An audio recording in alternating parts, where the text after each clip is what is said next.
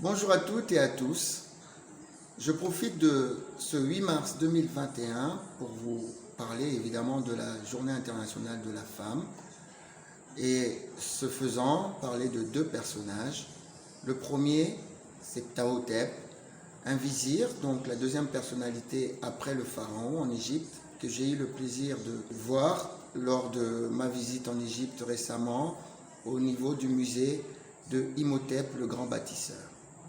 La seconde personne sera mon héroïne personnelle et je suppose que ça sera celle de beaucoup d'autres personnes, c'est Rosa Parks. Suivez, juste je commence par Ptahhotep. C'est comment son nom? Ptahhotep, le chef de la justice, et aussi première personne qui a fait un livre comment traiter les gens et les femmes. Alors, le premier qui a fait un livre, comment traiter les femmes. Donc, avec la gentillesse. Avec la gentillesse. Donc vraiment Le respect des femmes. Le respect des femmes. Elle a respecté la femme, elle donne pour elle ses droits. Donc c'est vraiment un précurseur, ce monsieur. Du 8 mars. Donc voilà. Précurseur du 8 mars. Donc voilà. Dans ce monde de macho, on a quand même quelqu'un qui...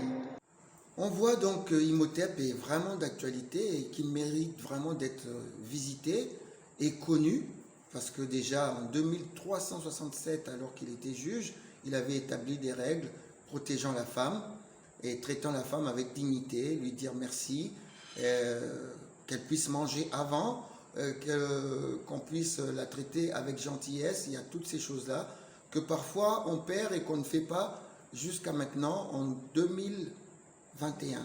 Donc calculé de 2367 avant Jésus-Christ à 2021 après Jésus-Christ.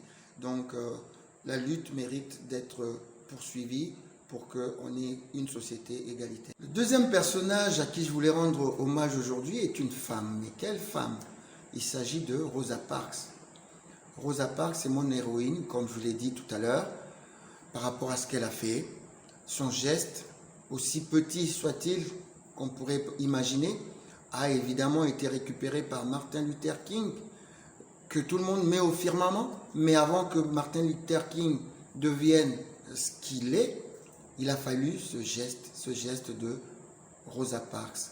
Donc elle est à l'origine et évidemment, on a souvent tendance à l'oublier.